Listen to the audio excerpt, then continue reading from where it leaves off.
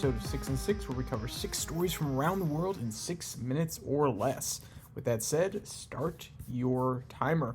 We begin today in South America, where indigenous groups in Peru are protesting Glencore's Antapaqui mine. Members of the indigenous community in Peru's Cusco region have blocked access to the copper mines to protest an expansion plan. The protesters fear environmental damage and have called for a meeting with the government mining officials. From Reuters, quote, members of the indigenous community blocked access to Glencore's Antapaqui copper mine in Peru's Cusco region to protest an expansion, as we talked about earlier. Quote, on Sunday, residents initiated road blockades and sought a dialogue with the government mining representative, expressing concern regarding potential environmental impacts stemming from this coming expansion. Next, we move on to Africa. In Zimbabwe, where they are experiencing tensions as police deploy to block demonstrations against President Mnangagwa. Sorry for mispronouncing your name, sir. Zimbabwe's capital and other cities have been heavily occupied by police and effectively have been neutralized when trying to go after protesters who want to stop the extension of President Mnangagwa's term.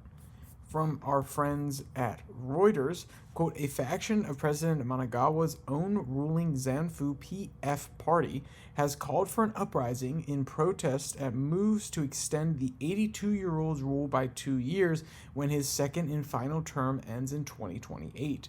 In major cities such as Harare and Bulawayo,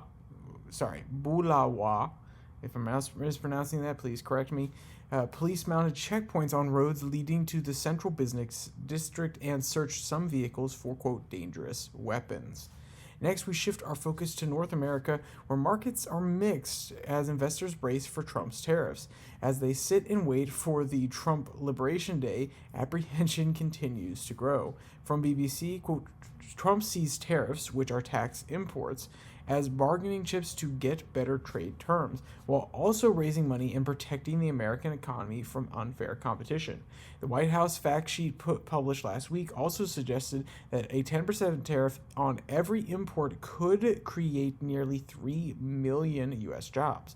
Trump trade advisor Peter Navarro has estimated that all the planned tariffs could raise $600 billion annually, about a fifth of the value of total goods imported into the United States. Many firms have said they expect the cost of the new tax to be passed on to consumers in the form of higher prices.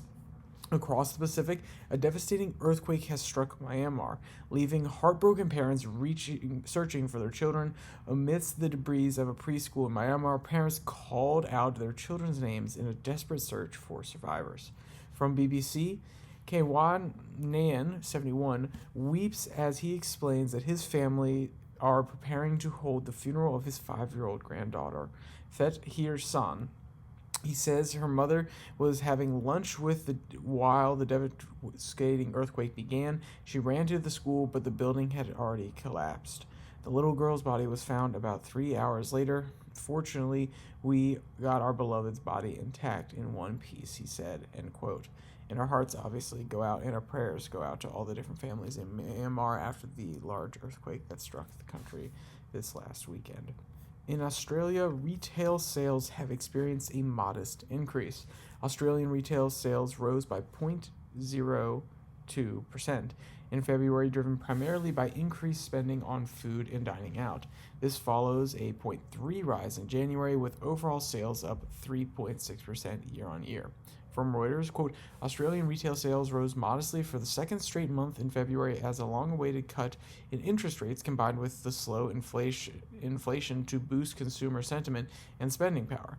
Data released by the Australian Bureau of Statistics on Tuesday showed retail sales adding about 0.2% in February from January.